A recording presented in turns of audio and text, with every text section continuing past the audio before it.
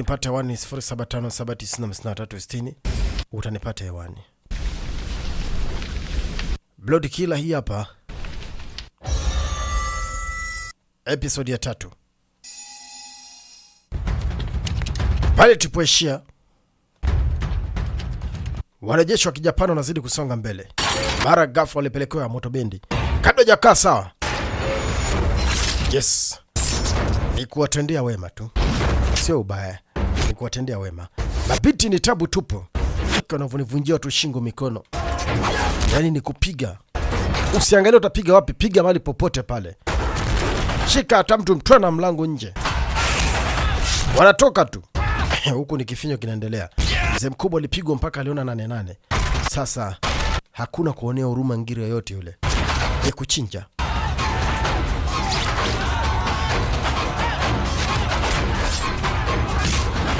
Gosto na kitabu cha bunduki. Hajakaa sawa. Naye sio mzembe. Zibwa! Askari wengi sana Kijapani huwa wafundishwa jinsi ya kupigana. Wenyewe wanafundishwa tu kulenga. Basi.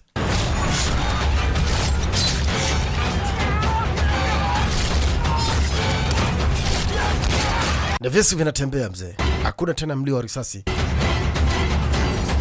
Kipindi hicho mzee mkubwa anazidi kuangalia jinsi kikosi kinavyozidi kuteketezwa. Twendeni sasa. Kazi imeshaisha kubaki rahisi. Twendeni.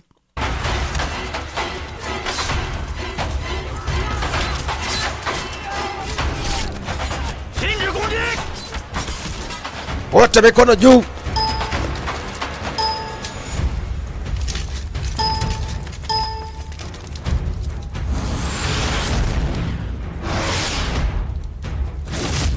Sasa tayari wameshaisha kutingwa.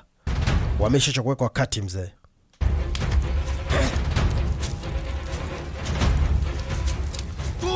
Kaachiwa sasa kierere. Jisalimisheni na wote wekeni silaha zenu chini. Msikilizeni general kitu gani anachokisema. Weka silaha chini. Msitaki kupambana na sisi, weka silaha chini. Tutazungumza kirafiki.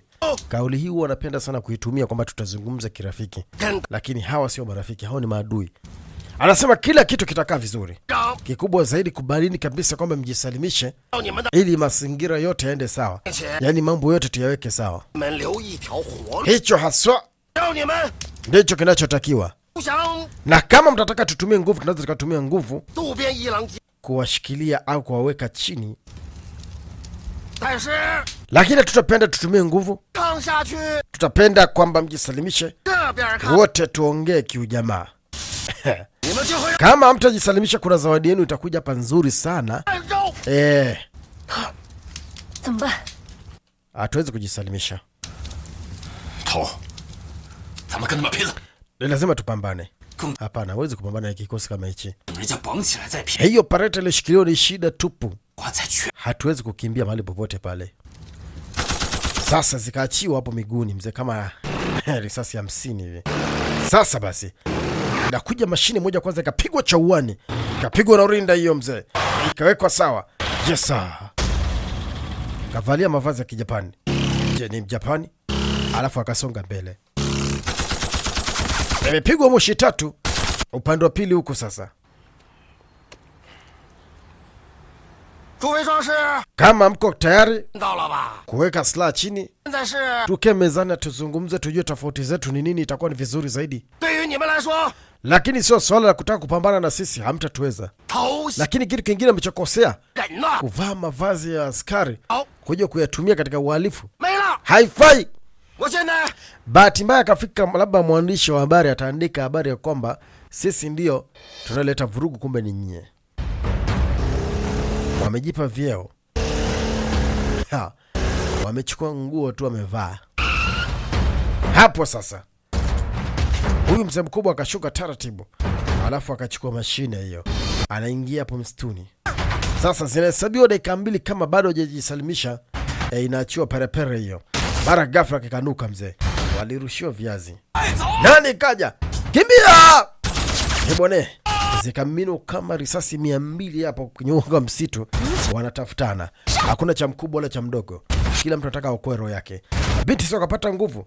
Ha, acha watendee wema. Ni kutoboa toboa tu, hakuna kuangalia si nitoboe wapi. Wewe piga. Mzee mkubwa anakuja, mzee na mimina anapiga kelele kama vile anaua asili ya nyoka. Huko pande wa pili. Huko wachezi mbali. Yes. Nani ni kumaliza tu. Kitu.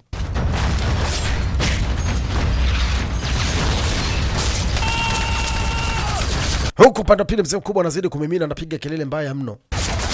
Huyu sasa bunduki yake imeisha, sasa kachukua mtungwa mmoja, alafu akawarushia viazi. Wale washibe. Sasa ni kurudi nyuma. Yaani hawa kadi yao kishaona kabisa kwamba tayari umesha kuzidiwa, basi huo wanarudi nyuma. Na ndio siku zote inavyotakiwa. Ukisha kuona mtu anakuzidi nguvu, basi kimbia. Usikubali kupambana, atakuzarudisha.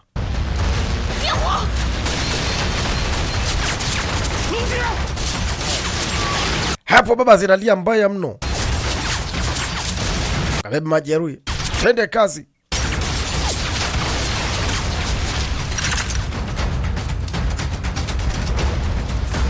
General anashangaa watu wamekimbiaje?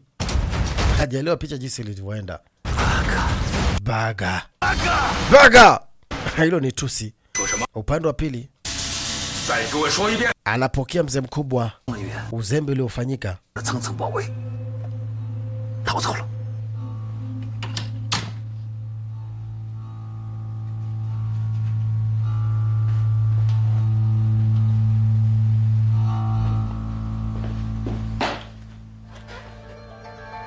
Ikabidi aitwe kwa uzembe aliofanya. Wanamuita Kimura. Huyu anatumwa.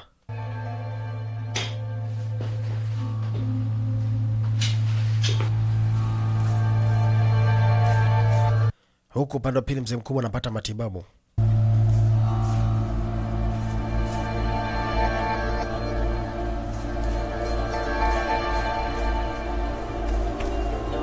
Moja wa askari wa Kichina wale ambao walipata madhara, basi alikuwa akitolewa risasi maana alipigwa sehemu mbaya.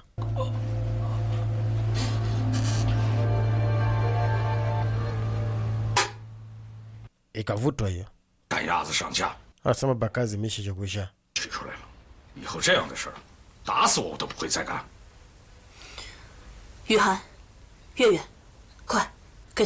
Mabinti anasema sawa. Kwa hiyo itabidi mtu huyu apumzike.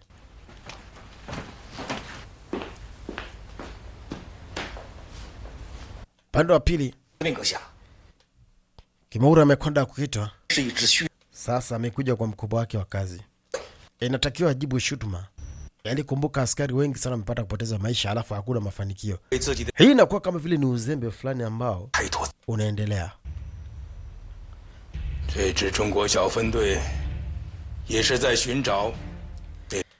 Anasema kwa sasa, kwa upande mwingine tunaweza tukaona kama vile tumeaibika. Jitahidini muwatafuta hawa wa miseminari mpaka muwapate. Hakikisha hawa wazungu hatatoka katika mji mpaka muwakamate. Hawa seminari ni wazungu ambao walikuja kutangaza neno. Sasa na wenyewe kumbe walikuja kwa mambo yao. Walikuja kwa ajili ya kuwasaidia wa China kwa ajili ya kukomboa nchi yao. Mimi na hatujajua. Ila haswa lengo ni hilo.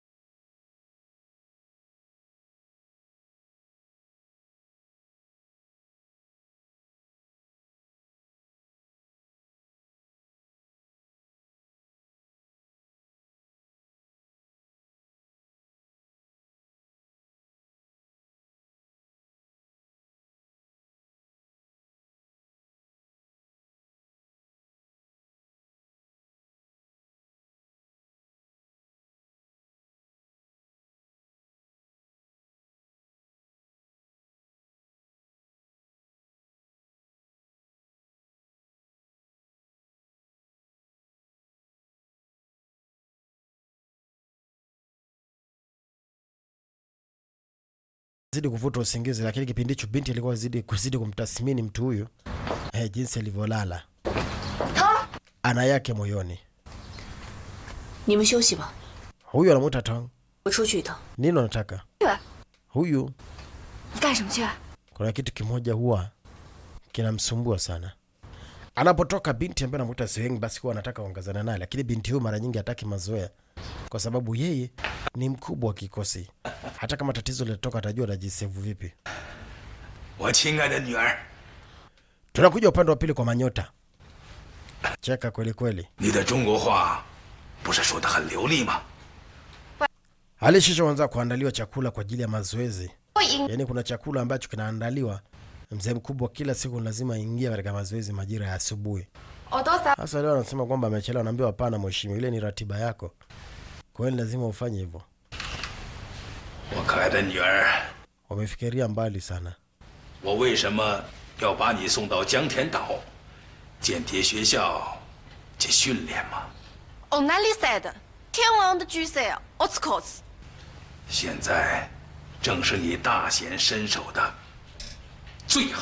Mheshimiwa, kwanza kitu cha kwanza, yaani namshukuru sana binti kwa sababu yaani anazingatia sana ratiba.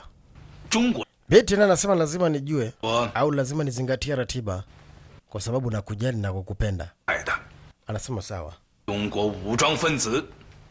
Lakini najilinda hivi kwa sababu gani? Lazima ujilinde uwe fresh.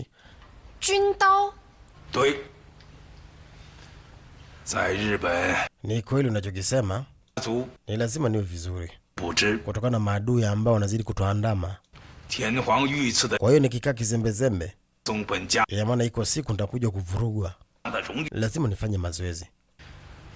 Una wazo zuri sana ambalo umepata kunifundisha au umepata kunieleza. Fuchi. Sawa Fuchi. Oh, safi sana. Basi ni wakati kwenda kuvua uniform kwa ajili ya kwenda kuendelea na mazoezi. Sawa. Tuachane na hilo, nitakuja kukitaa.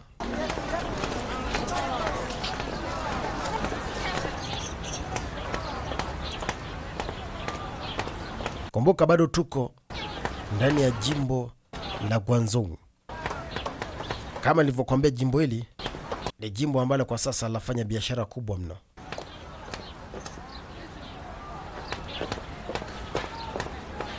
Na ni jimbo ambalo latengeneza vitu feki mno. Basi kipindi hicho binti huyo akata anasonga mbele kama vile kuna mtu alikuwa akimfuatilia. Xiaojie, ni ke lai le. Jie. Tumefika upande wa pili huku. Binti wakati anapanda ngazi anamuta Fuje. Kamkuta binti ambaye anamuta Luzia. Haya majina kidogo yasika kuchanganya. Kuna Fuje, kuna Luzia. Zhidao. Kipindi hicho wakati binti ameingia, kuna mtu mwingine ambaye anapanda ngazi taratibu. Inaonekana ni binti huyo. Ni nani sasa? Kasikiliza. Shida. Akaambiwa hapana shida. Angshen Didi he tutakwenda na kazi itafanyika.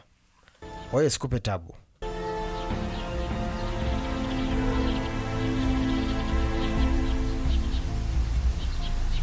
Ye jiushi shuo, zhe liang tiao xian yi duan. Iko siku nitanyamazisha midomo hii ya Wajapani, watakaa kimya. Lakini kwa sasa wana jukumu kubwa mno ambalo liko mbele yao. Mtu huyu baada ya kusikiliza anashuka taratibu ngazi, anasepa. Ni nani sasa?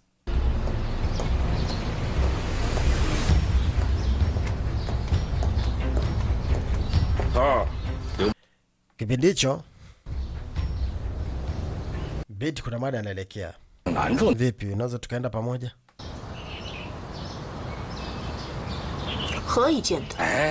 Sidhani kama itawezekana. Ni vyema ukawa na ulinzi. Kwa sababu hapana.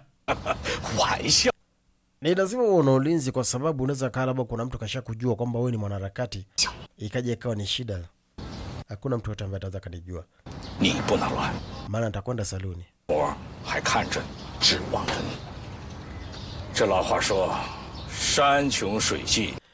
Mara nyingi safari ambazo huwa unajiamulia, sipendi huwa unaenda peke yako. Ni kweli unachokisema, lakini najiamini. Wengi sana walisema hivyo.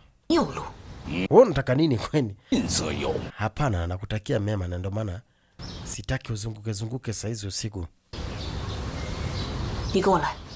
Sawa, nimekuelewa.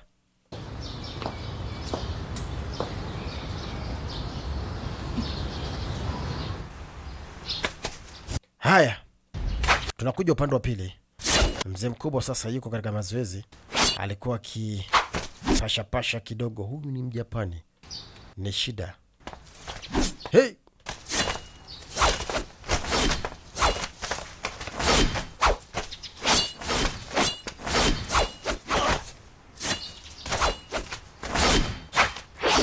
Mzee anazidi kucheza na upanga mbaya mno. Ni mwepesi mno.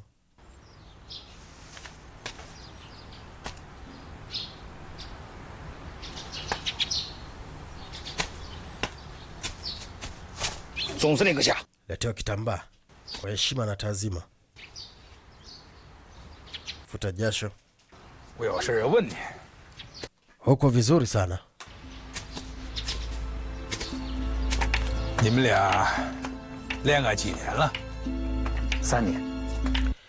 Nilikuwa na mambo mengi sana kuzungumza mimi na wewe. Unajua toka mzunguko huu umeanza, haujaniletea kichwa cha msaliti hata mmoja, au cha hao wapuzi ambao wanajiita wanaharakati. Sasa sijajua unategemea nini. Mheshimiwa, nitaleta kinachotakiwa. Onyesha nguvu katika kazi. Nitafanya hivyo.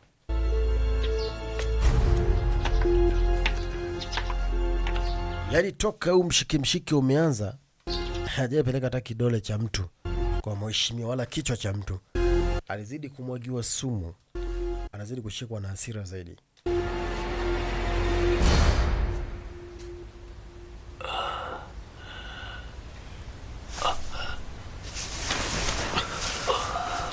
Upande wa pili mzee mkubwa ndiko sasa anapata fahamu. Kipindi hicho binti kaegesha, alikuwa akimsubiria ili amke.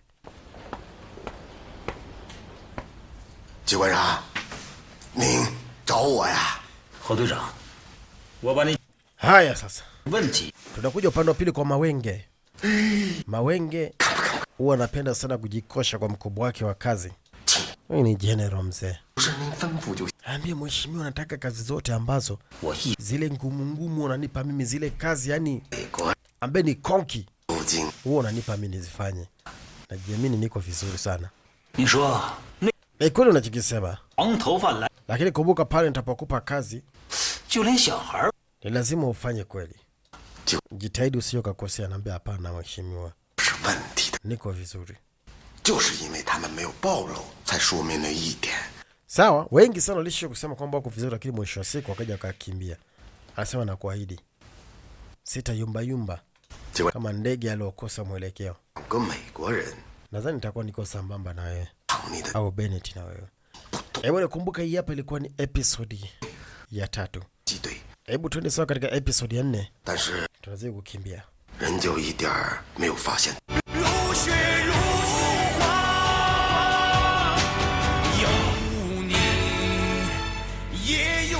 Yeah. Hatimaye basi tunazidi kusonga mbele zaidi na zaidi. Episode ya 3 hapa tunaiacha. Hebu tuende sawa katika episode ya 4. Ciao.